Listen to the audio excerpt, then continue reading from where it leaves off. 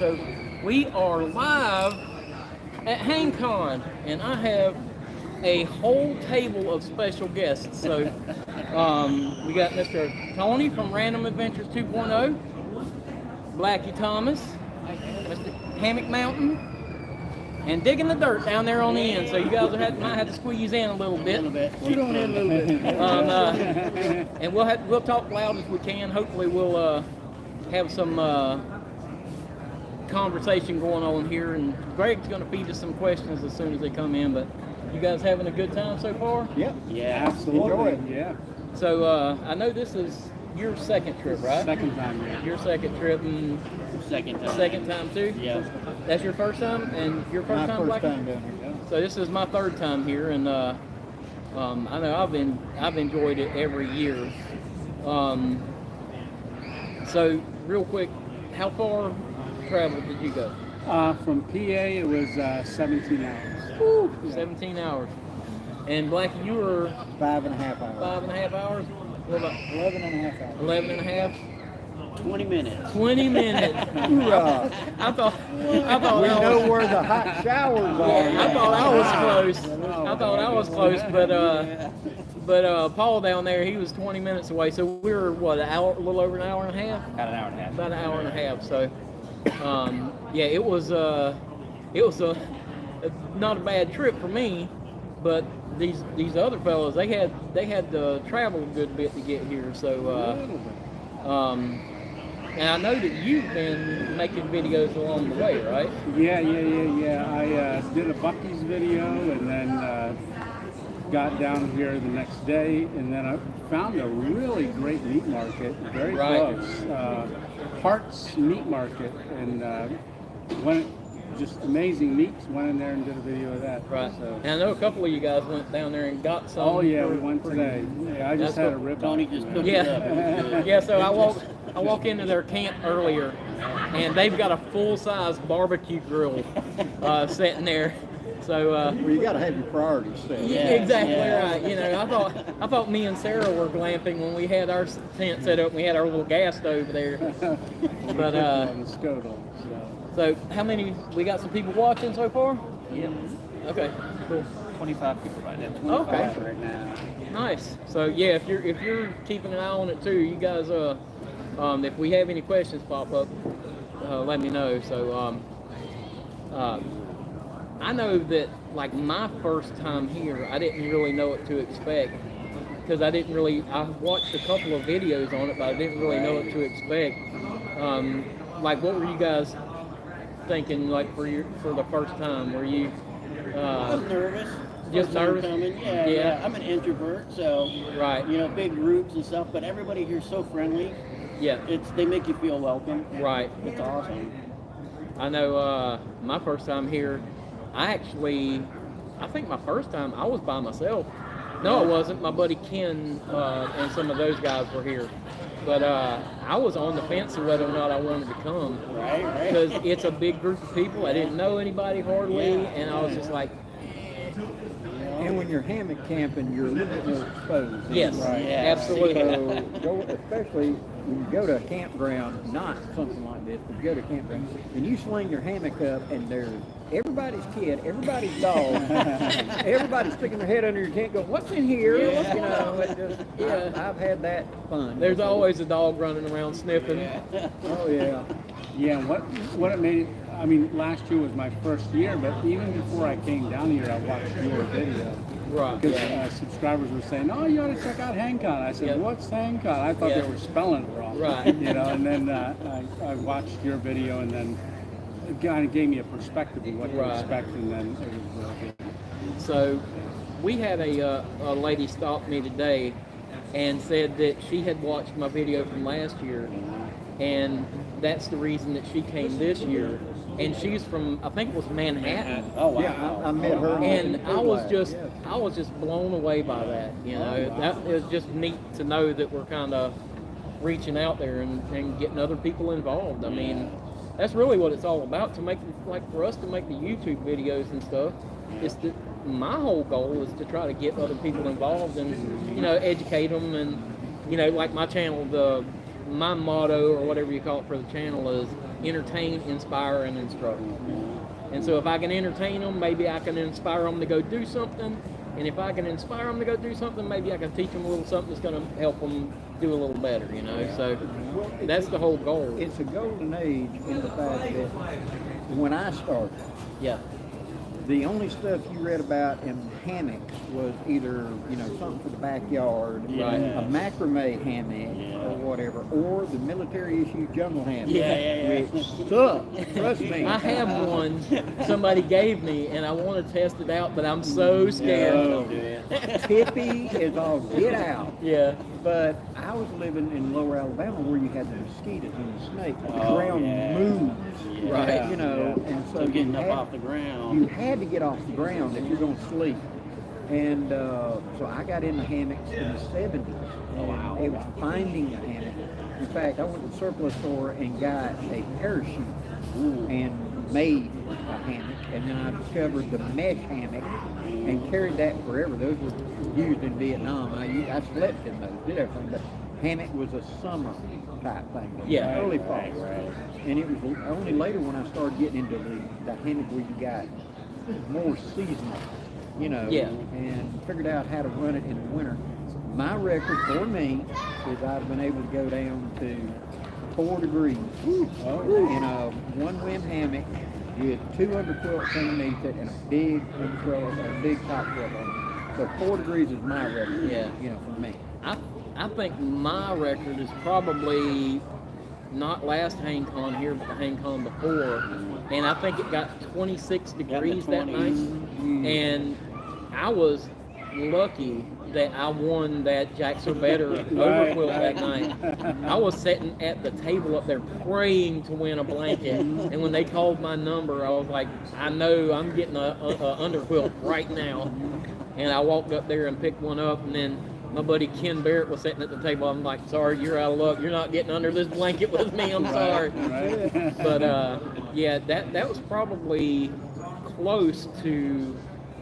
That's almost got to be my record. Me and Greg actually hiked in one time on the Swanee River, and we woke up in the morning and there was ice on the rocks on the edge of the river and stuff there, and that was a neat camp though. I've got a video on that. I think that's our 100th video that we made, and that's a neat one. We hiked in I think it was like 5 miles or something. We hiked in along the Swanee River and set up camp right next to this creek that dumps down into the river. And I put like some stanchions on the backside and made a log fire.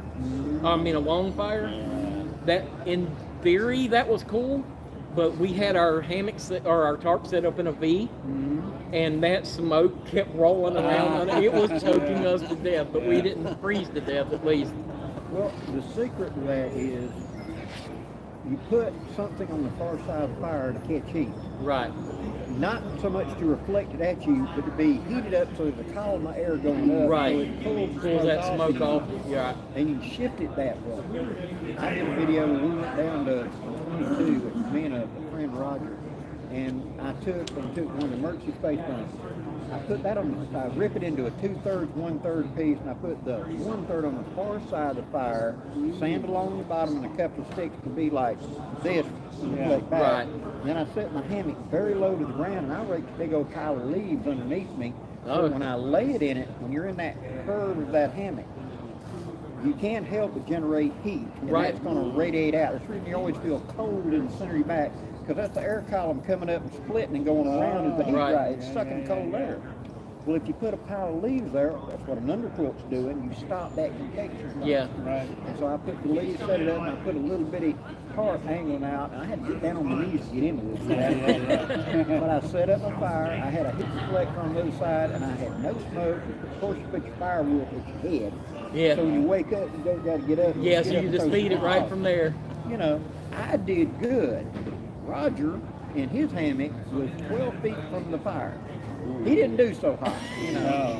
You know, and I pointed out, don't you want to get up? No, I'll be fine. I'll be good.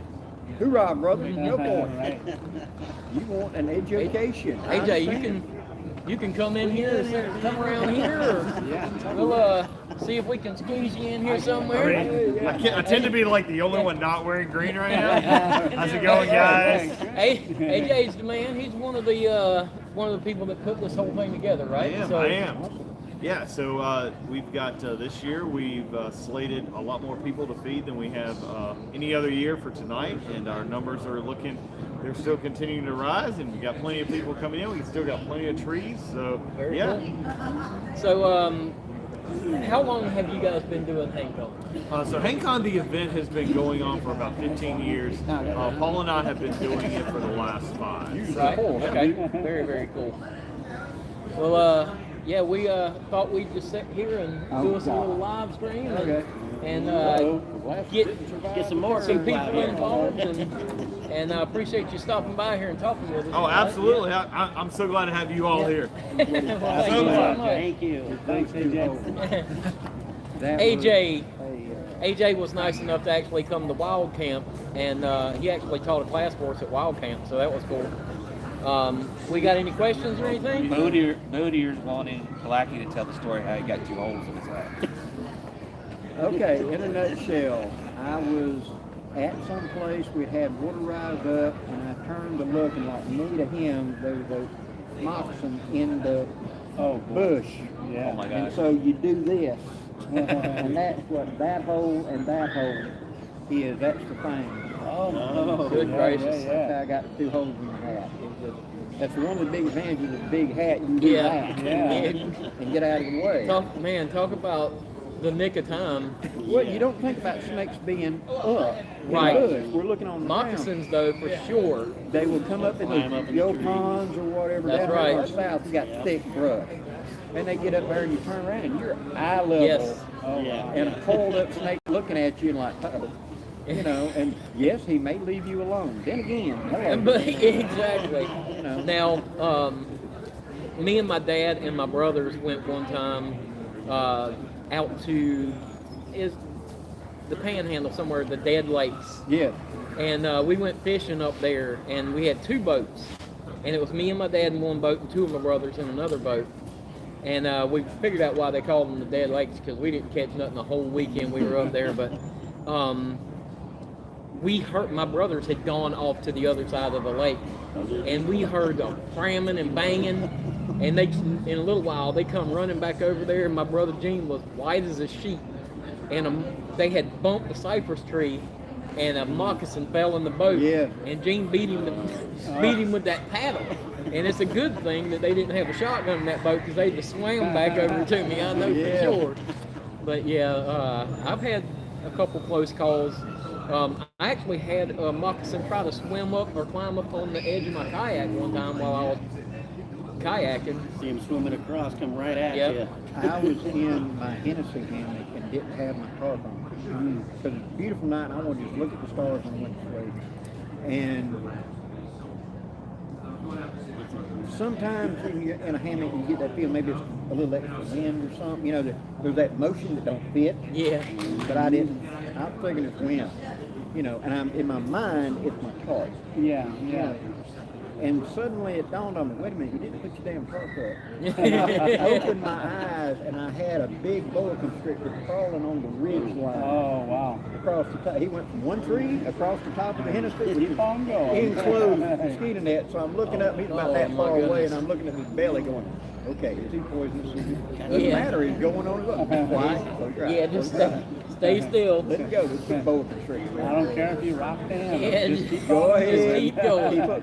Keep it going, Well- baby. Watch him roll underneath. I think it's you that I learned the look under your hammock before you get out. I did that because And I have actually had that help me before. Yeah. I've actually went to swing my feet out, and there's a little pygmy rattlesnake under my hand. And I actually had to, like, scoot to the end of the hammock, and I got out at the other Get end out of of the the hammock.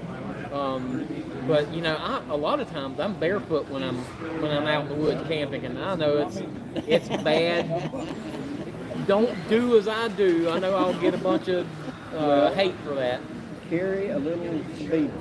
Yeah. Okay? When you sit down and take your boots off, you take the laces of your boots and just make one big old hand knot. Something easy to get out of. You clip it to ridge line, so your boots are up here. Yeah, they're not down there. Exactly. That's a good idea. Hey, you roll over and you look and make sure you ain't had something come in during the night and say, hey, this is pretty nice. Yeah. You got like an Eastern Diamondback under you. In which case, you do have a boot you can drop on. Yeah. And it'll attack the boot, not you. Right. Act of God. Boom. Yeah. And if can't, go off the end of the hammock. Your only choice. Yep. Try to get out and run. Right. Yeah, I camped not. It was last summer, I think, or it might have been last fall. I can't remember, but I had rode my bike into a camp, and I'd been there all day barefoot, walking around camp, and then I just happened to see at the base of this tree there was a little pygmy rattlesnake, and he chilled there in that one spot the whole time I was camping there. But I'm always very particular. I pay attention to, but like a lot of people say, well, how do you do that without getting stuff in your feet? Once you barefoot for a little while, you learn how to step, and actually I've learned how to walk quieter barefoot. It's a stalking type technique, and that makes it easier for me to go barefoot. I'm not saying it's the right thing to do, but it's what I enjoy doing. But there's I thought he tumbled behind us. I was going to say, I hope that wasn't in the video. But I've had a few close calls like that where it's like, this is a bad idea. But there again, like with my hiking shoes on, would it stop his fangs anyway? Most snakes are not that aggressive. Yeah. Now, herpetologists will back me up. They have a personality. Some want to strike for no reason, and some could care less. Right. I have encountered all of the above. And there are guys that will tell you that water moccasins will never, ever, ever chase you. And I have personally been chased by one who's sick, who's come along the water's edge. It was mating season, and I happened to be breathing his area. Yeah. Was he actually trying to get me or trying to get away? I think he was ticked at me. Yes. I definitely felt he wanted me out of that. He was being territorial. But for the most part, they'll leave you alone. There's a lot of people that say absolutely not. They won't chase you, but I don't agree with that myself. They have their own personality. Right. I refer to it like my granddaddy taught me about bears. He said 99 out of 100 will run from you, but they do not come in that order. Yeah. Right, yeah. So, yeah, that's a good point. Don't think the 37, this one's going to run. No. Yeah. Well, that's like when I'm working with people's horses and stuff. A lot of times they'll say, "Oh, well, he doesn't bite. Yeah. He's got teeth. He might bite you." Yeah. Well, it's like every dog that's never bit until the first time. Right. Oh yeah. Yeah. I've got some teeth marks in my leg from a dog that never bit anybody. Yeah, exactly. My dog's never bit anybody until today. So. I mean, I'll bite. You make me mad enough. Yeah. You step on a little toe, I may bite. Come on. Right. You put them in a bad situation. Yeah. But that's something that I've definitely I have. I know I put myself in a bad situation sometimes doing that. But I'm very particular and careful kind of how I go about doing it. But so do you have the dinner tonight? Yeah. Yeah. The white chicken chili. So Yeah. I'm not a huge fan of white chicken chili. I'll admit it. It was good. Yeah, It really was. Very filling. But I've had a bad experience with white chicken chili, and it's a mental thing. Everybody But I made it through it. But the funny thing is, I thought I had my bowl in my cook kit, but I had my little plate, and it was like this big and that deep. And the gentleman up there, he's like, just eat that and get back in line. Yeah. But it was just a tiny little bit, but it was enough to make it. I'll eat some beef jerky. Yeah, it was a saucer essentially. But I'll eat some beef jerky or something later. But we got any other questions going on? We've got about 36 people in. Becca Wall says hello, everyone from Crockett, Texas. Hey, Becca. Glad to see you all tonight. Have fun, love, and God bless. 12 Stones Adventures says hello, Shoni. 12 Stones. Sean, Tony, Blackie, and the other fellas. We had a question from Grant Jordan. Sean, have you always gone barefoot for most of your life? Actually, yeah. So when I was a little kid, it was a fight to make me wear shoes. So much so that you guys remember the bicycle pedals, the metal bicycle pedals, and they would eat you up. Oh, yeah. And I could be barefoot and ride that bicycle, and it didn't bother me at all. Now it'd eat a shin bone up if you missed the pedals, but my feet were strong enough that I could do that. So I've always kind of loved to just be barefoot, but that's like the shorts thing. I very rarely wear pants because I hate they feel constricted to me, and that's why one of the reasons I like to wear my shorts and I like to be barefoot. We're doing living history, which we did in the 1700s living history contest. Yeah. Wearing moccasins. Yes. Okay, here's what you're missing. Them people went barefoot Yeah. from birth. Their feet have a callus on the bottom of it like a hoof. Yeah. A moccasin, little old bitty piece of leather, is to keep briars from between your toes. It ain't just to protect the bottom of your Right. foot. And so we would do that and do it. Oh, I'm gonna wear moccasins, and you'd see them watching. Ow, ooh, ow, ooh. Every little rock. Yeah. Because you ain't spent a lifetime building up that cartilage and stuff. In your feet. Exactly. But I can take my shoes off and walk through the acorns and all that, and it doesn't bother me, but now there is sometimes I have stubbed my toes or not seen that little fat lighter piece sticking up there and jab my foot on that. Now I'm not immune to that sort of thing, but you learn to be careful. And I stepped on the cactus. oh In my part of the state, we have cactus along the ground that lay flat. yeah. And I had got up to answer nature's call out of the hammock about 2 o'clock in the morning. I took about 4 steps and stepped on the cactus. Oh, I mean, inch long, Oh man. bottomed them out, oh my God. and it a 10-mile walk out of here. Yeah, Yeah. that was a memorable weekend. I bet. And the little cactuses, they got the barbs on the end They don't where come they out. don't come out. Yeah. I got down as close and I'm heel walking, and I got my buddy. I said, woke him up. I said, "Here's the keys. Go get the car." Yeah. Right. There's a county road right yonder. I will meet you there in a half hour. Get Yeah. going. We're going to the ER. We are not going to do this. Yeah. When I got there, I was lucky that the doctor that was in the ER had grown up in Arizona.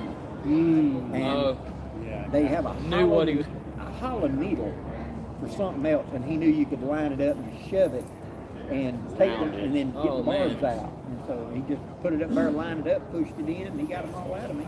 I was sore for like Yeah. a week, but no, I'm not a barefooter. Man, my Put the nephew, boots on, get out of the hammock. my nephew was kayak fishing on his birthday and caught a catfish, and that catfish fell and barbed him right in the top of the foot, and he Yeah. couldn't get the fish off of it. Yeah. So he ended up cutting it and then having to paddle back up, go to the ER, and have it removed, surgically removed from that little catfish barb. And those things are painful. You just jab yourself with them and they're painful.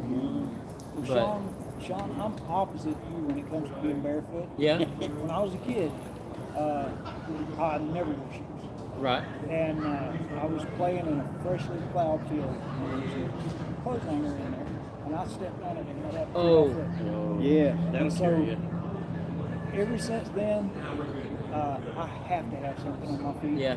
I don't go anywhere without shoes. Well, I So- walk around the house with socks on. yeah. So when I saw you standing there barefoot beside that pygmy rattler, Yeah. I got chills. So I'll tell you how bad it is. When I was, like, my dad built houses when I was a little kid, and I would go out there and, I was little, I couldn't work, but I was working with Dad, so there was right outside the back door, there was a box of Simplex nails, like they used to put the metal, or the wood on and I stepped barefoot in that box of Simplex nails, and I bet I had, I don't know, 7 or 8 of them in my foot, and Dad had to pull them all out of my foot, but I couldn't hardly walk for a little while, but it didn't deter me. Right back I outside. was right back out barefooted, But we got any other questions or comments or anything? Your lovely wife agrees with Blackie and says, yes, snakes have personalities. My wife has she's got a Python. ball python, and his name's Reuben. He actually has his own Instagram, Reuben the Snake.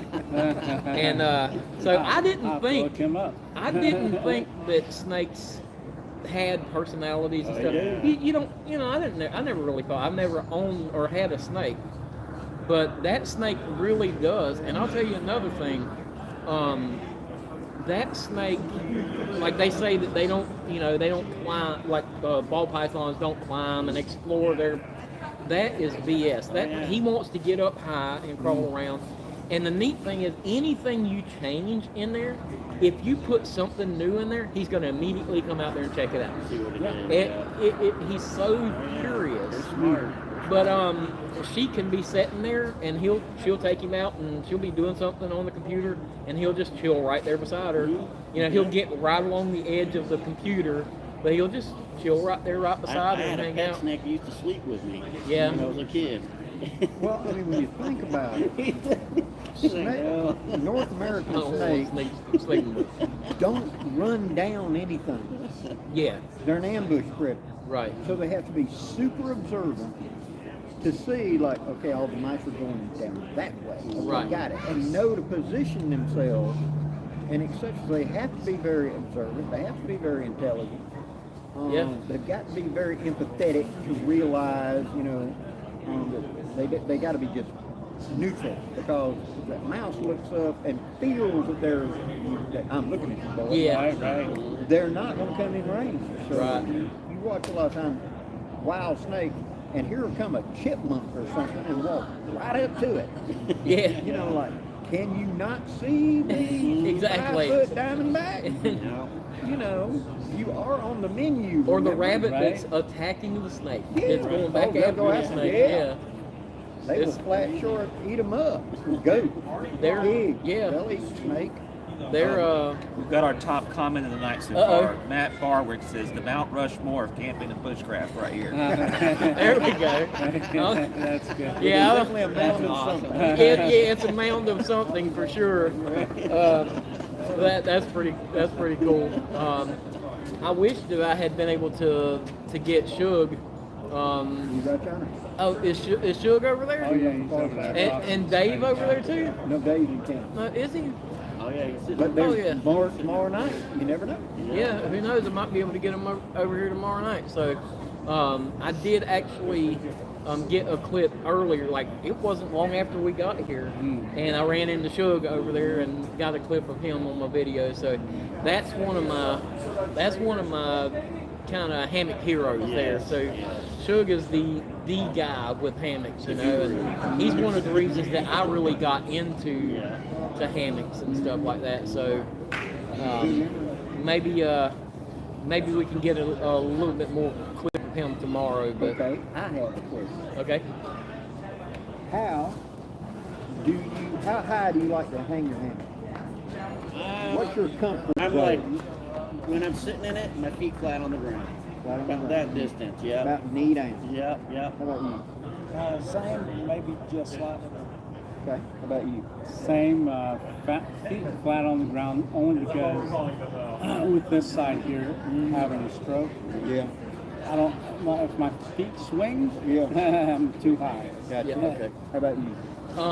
I like to be where I'm a little higher than these guys. I want to have to tip a little bit to put my feet on the ground, just because with me being so big, I have to rock up out of the hammock a little bit. Pop up out. And so if I'm a little higher, then I can lean forward, and I've already got some momentum, which is good and bad sometimes, depending. Right. But it gives me a little momentum to pop up out of it. I prefer mine where I actually kind of got to hop a little bit to get up at my hammock. Okay. And I swing and hang my legs over, and then I kind of swing the legs back and pop out of the hammock. Okay. I got in the habit of doing that. One, I want to be higher ground clearance than snakes. Yeah. Get a little bit higher up. And two, it was because I found that if I got a little bit higher and I could then put my cup a little bit lower, I'm further up in the apex and I'm more protected from weather and etc. I Exactly. just got in the habit of being a little bit higher. Right. And when I started showing people and teaching people about it, I always assumed you were supposed to hop up in a hammock. Right. You know, I found out, no, you don't hop up in a hammock, dude. You're supposed to sit down in it. I don't want to sit down on my knees even with my ears to get in and out. No, that's definitely too low for me. I couldn't do that. I'd have to roll out on my side and crawl up from the ground if I did that. I will say it depends on where I'm camping. Yeah. Because there's some places around home where we have problem with skunks. Yeah. And I've had them coming right up under my Oh, yeah. And so in those places, I do want to be a little bit higher. Yeah. Just so I don't spook them. Last year at my, 2 years ago now, at my gathering, Jonathan Frisbee, who was hammocking on the far end, down there right at the tree line, and he hangs his pretty low, and he had his left hand hanging out. And a wild piglet came up suckling on his finger. Really? And he opened his eyes, and here's about 10 or 14 pigs, ranging in weight from 5 to 75 pounds, 300-pound mama, standing over there looking at him. He said, I just closed my eyes, let him suckle on my finger, go right over. And he said, he ain't biting me, it'll be all right. That's what woke him up. But I mean, his hand was only probably about 8 inches off the ground. You know. I've had a couple of like scary type experiences. I have one in particular I've probably told, several times on there, but it was actually the same camp out that I had the pygmy rattlesnake. And I still don't know if I was dreaming this or if it actually happened, but I woke up, you know how you, like, something scares you in your sleep and you wake up with that that feeling? Yeah. So I remember hearing a grunt, like a low growl, and something pushing on my elbow. And it's just like I really felt this. And my first thought is, and of course I'm out there by myself, nobody else around, but my first thought is a big cat, because it sounded to me like a growl or something out of a big cat, and a nose up against my elbow. And man, you talk about, that was one of those times where I was like, if my car was here, I would get in my car tonight. I'd be gone. My experience is we had a hurricane come through, and we had a super secret hidey hole in the Hammock National Forest for hunting camps. Not disobeying any laws. We didn't have anything there permanent. It was just a camping area. We were afraid. Relaxing. But hunting season coming up soon, so everybody in the group was like, is everything at the camp okay? And it's a 5-mile hike in, and you ain't taking no trail. And so it was determined that I would go in, and so I got off work kind of late in the day. I'm cutting through there, and of course there's a lot of blow down trees, so I'm kind of working my way through all this stuff, and I ran out of daylight. And I got into an area that was a lot of Spanish moss and stuff, and I just, okay, that's it, we're stopping. And so I brought out my little bitty light hammock, and it doesn't have a ridge line, it's just an open hammock. And I slung it up, and I had an army blanket with me, and I got me something to eat. And I laid down, I tucked the army blanket into me, and I went to sleep. In that gray early dawn, when you maybe see 40 yards, Right. something bit me. It hit me in my gut. I felt its teeth dig into me, and it grabbed my feet and my head at the same time. Eyes came up, flipping in the air, landing up in the dirt, bam, spin around, and there's nothing there. What? I'm looking everywhere. I finally, I had a shotgun. I grabbed the thing, slammed my back up against a tree. I mean, it's a white knuckle moment, Yeah. I'm running my hand up under my shirt and coming back with bright red blood. I didn't imagine this, by God. I'm pulling my shirt up, I'm seeing teeth marks. And I'm you bear, bobcat, mountain lion, wolf, you start running through the list. Right. Bear, no, it was too big to move that thing. Mountain lion, it goes for the neck. It never. Bobcat goes for the neck. We're not going for the gut. Bigfoot. Yeah. I don't see it. I don't smell it. You're running down the list. You're down to unicorns and crap by now. And finally, right after I stood there just hyperventilating for like 15 minutes, the redbird, which is the first bird to sing in the southeast, went like, toot-a-loot-loot. I swung the gun around like I, And that was, I kind of got to myself again and figured out what was going on. It was a turkey. Oh, The turkey had flown down, and that green Yes. log with me, and that was its claws. Grabbed into Hit my Oh. guts, and the wing slapped me. Holy It was a mackerel. turkey.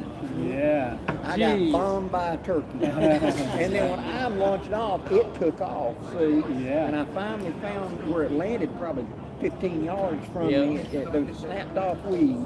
And I got up there, and there was the land, and there was some things. And I went to the tree that I couldn't see when I set up. It was about 15 yards from me, and it's a big old oak, and there's all these feathers. He's molting. yep. And so he launched off, and he didn't glide as He well as didn't, mine. yeah. Too well. And he landed on that green log between them two trees. And that was That's funny. Oh my goodness. So, what about you guys? You got any scary stories?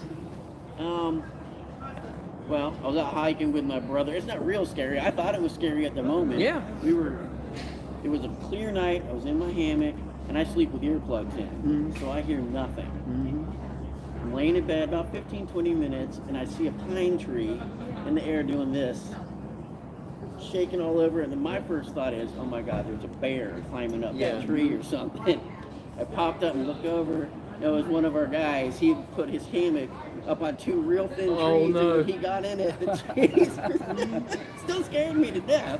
But I have definitely overestimated the strength of trees yeah. and had to find a new place to camp in the middle of the night when it was time to go to sleep because Yes. it didn't, you set it up on the wrong trees and my big butt lay down in it and the four trees were like, Yeah, that's what Well, I mean, happened. a tree about that big is sufficient to hold me if it's in good ground. yes. Right. If it is wet ground and saturated ground, that tree will start leaning a little bit Yeah. during the night, and you end up in a V, and your butt touches the ground. Or you're laying directly on the ground when you wake up in Yeah. the morning. I've had that happen too.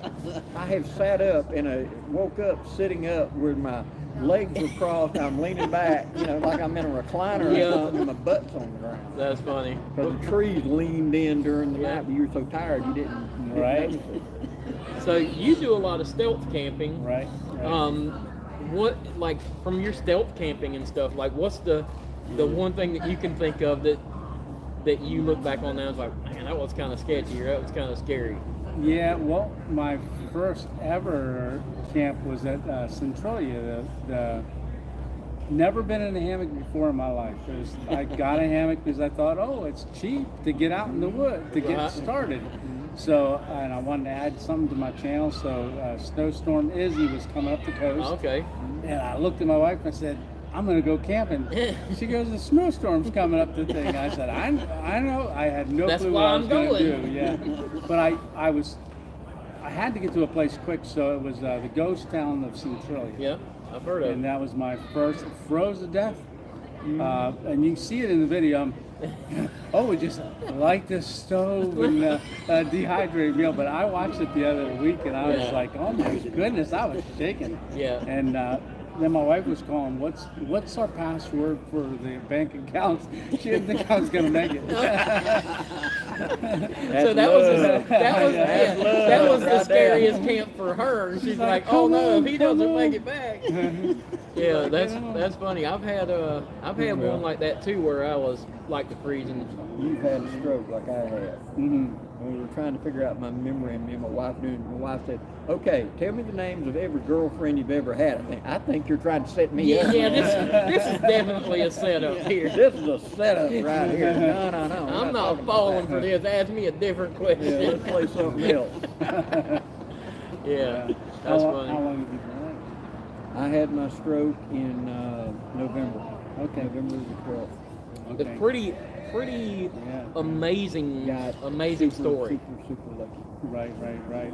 Yeah, I was going to say it was pretty So your stroke was when? It was November November the 12th. November 12th, and a month later, essentially, December 13th, when we did Wild Camp, he came up there and did a Yeah, did a- yeah, I felt yeah, bad yeah. that I was going to miss it because I said I'd be. That there. was one of the, like, I've never felt so small in my life when, like, I'm like, we're praying for Blackie he just literally just had a stroke. Right. And I get a text message that says, "I'm so sorry. I don't think I'm going to be able to make it to Wild Camp. I will make it up to you and your subscribers."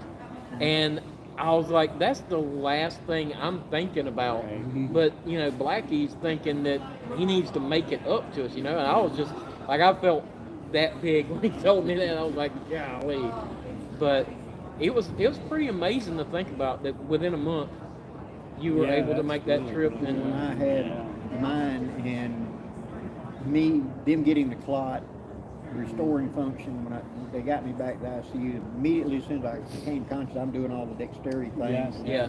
They're not having to ask me to do it, I'm doing it, Yeah. And Blackie's self-diagnosing over there. yeah, okay, this work, I can talk, okay, everything, and I'm running down the list, and it gave me something to think about. Yeah. Because the obvious stuff is working, but when you've had any kind of, and I have some permanent damage, you don't know what was in there, and so they look great, they're doing great right now. However, you didn't know that your pancreas don't work anymore, Right. or your liver don't work anymore, or you're going to die in 10 days because that little gland quit working. And Right. Yeah. So then it becomes time, and it gave me something to keep my mind on, other than sitting there going, okay, does the toe still work? Yeah. So I'm sitting there telling my wife about, okay, if I ain't able to get down to Sean's, I want you to send this. And she's sitting there making a list.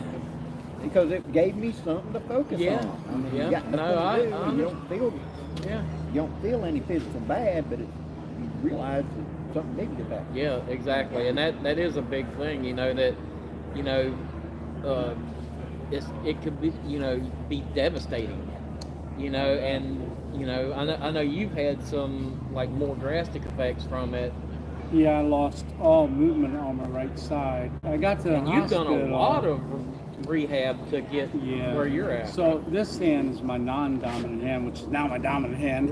Right. So I can do that, but this one's still slow. And it'll be 3 years in October, but since carnivore, just 4 months into carnivore, I'm finally able to start moving my toes on this side. So, Wow, yeah, that's it's neat. huge. So, With, sorry, go ahead. with the hammock, from me getting bombed by a turkey, stuff you guys are encountering.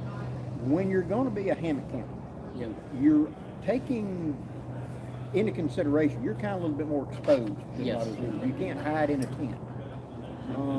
And if something bad happens, you just have to have the courage to say, get back on the horse. yeah, I mean, when that turkey bombed me, I could have been scared to go back out. yeah, absolutely. Until I figured out what it is, and I've known people that have had medical issues, and it's like, then they're scared to go back out. Yeah.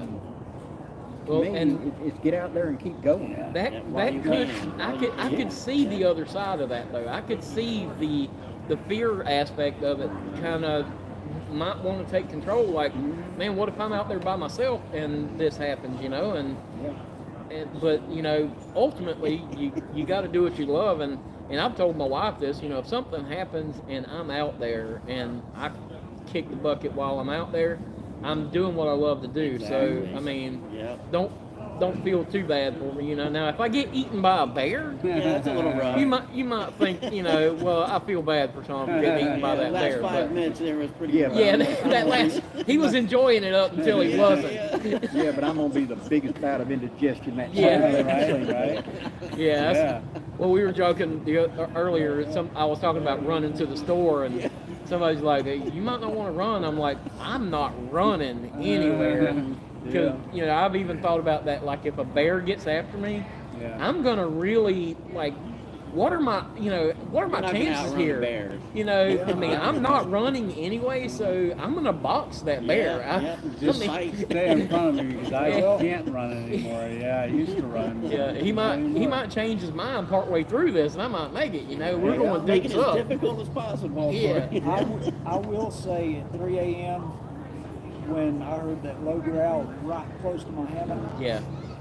I didn't move a muscle. Oh, Yes. yeah. That's a freeze up I moment. stopped Yeah. breathing. I didn't move a muscle. Yeah. And just listen. And I just listened. And I heard twigs snap, and he eased off. Yeah. When in doubt, that's when you rebel yell at the top of your lungs. Yeah. You want every animal within earshot to realize there is a human over Yes. here, Right. and count on their fear of human, Right, yeah. as opposed because if you're quiet, they go, well, maybe that is something. Yeah, let me taste it. Let me take a taste of it real quick. I Yeah. have been in places and dark and stuff, and something's breathing, Yeah. probably a dog, maybe a hog, whatever. And I found make a human noise, start clamping or whatever. Yeah. But good old rebel yell at the top of your lungs usually makes things run. Yeah, and you know as well as I do, most of the time, the thing that you hear in the woods is not what you think it is in the woods. The scariest thing in the woods is a possum or armadillo coming a through whole there. bunch of noise. Yeah. Armadillo sounds like a herd. coming Yeah, at that's you. what I said. I was telling somebody earlier today that a armadillo coming through the woods sounds like a bear dragging a human body. Yeah, yes, exactly. Like especially in the middle of the night, that's exactly what it is. Yeah, and then when you find it, You know. Yeah. Yeah, and then when you poke the thing, he'll spring 6 feet straight up in the Exactly. air like a jack in the He box. doesn't even know you're there. Yeah, that's why a lot of people. I know this is kind of gross, but a lot of people, if you see somebody that hit hit armadillo, they hit it in the windshield of the car because right before you hit it, it'll jump, Pops up. and then you hit it in the windshield. Yeah. Really? Yeah, They'll jump up 6 feet straight up. yeah, Oh my goodness. seriously. Yeah. I got a buddy Chris that he is about as country as it gets, and I'll never forget one time he had just started working with us when I worked for the power company, and he was like fresh on the crew, and we're pulling up into these woods to go to a job site, and Chris is like stop. I thought something was wrong with the truck. He bails out of the truck real quick, and he comes back with an armadillo. He's like, look what I caught. I was like, put it down. You gotta quit picking stuff up. But like, I'll tell you one more thing about Chris, and then I'll shut up about that. But we were working on a job site. I ran a directional bore crew, so we were drilling. We shook up a nest of pygmy rattlesnakes, and they were babies. They were little ones. Somehow, Chris came up to us. He's like, look what I caught. And he had a baby pygmy in both hands. Yeah. Like, how did you catch both of them? Like, I understand holding and pinning one down, but how did you get both of them? Yeah. That was crazy. He's wild now. But, yeah, We that's... had a friend that he saw a tree that got blowed over, and he thought it was kittens, bobcat kittens. Oh, no. And so he got a hold of one and went and put it in the truck, and then he went back trying to get another one. And he's kind of short and broadly educated. Yeah. And he got his head up under there when Mama showed up and went to ripping up the back half. And so he managed to get back in the buckwood truck. And he forgot about the first kitten. So he's halfway to the ER because it takes like 30, 40 stitches to seal him up. Whenever he remembers he got the kitten. Oh, no. Yeah. And the name of that cat ended up being Lancelot. It's illegal to have a bobcat for a reason.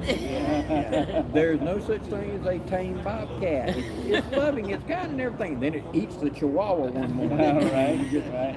He is a wild animal. Yeah. So he had to turn him loose. But I remember like, why? He would pick up coons, he'd pick up possums, he would pick up I think we've squirrels. all got one of those friends. It's like, why are you doing this? That's funny. Well, we got any other questions or comments? Just a couple or anything? of kind of Welshes. Bodie here says Blackie should be. Wait a minute. Blackie is Jesus' favorite bushcrafter. Yes. So wasn't ready for him. And Deborah chimed in. Bodie are so grateful God isn't ready for Blackie yet. So Yeah. glad to have you here. That's one of the first things I told Blackie after when he said he was going to be able to show up. I was like, talk about the Lord still having something for you to do. There's something he got for him still, because I mean that's pretty amazing to think about that. But yeah, I appreciate you guys all sitting here and joining in on the live stream, and hope everybody enjoyed the live stream. I think everybody's ready to kind of go back and do their own thing, and I appreciate you guys all watching, and I'm looking forward to the rest of Hangcon, see what else we can get into. So. Trouble. Yeah, trouble. Maybe try to stay out of the trouble, but who knows how it's going to go. So, But I appreciate you guys so much, and appreciate you guys so much. We'll see you next time. See you guys. See ya. Remember, it's still rolling, guys. Oh, Don't yeah. say anything bad yet. Don't say anything bad yet. How do I shut this thing off? Shut it off. Yes.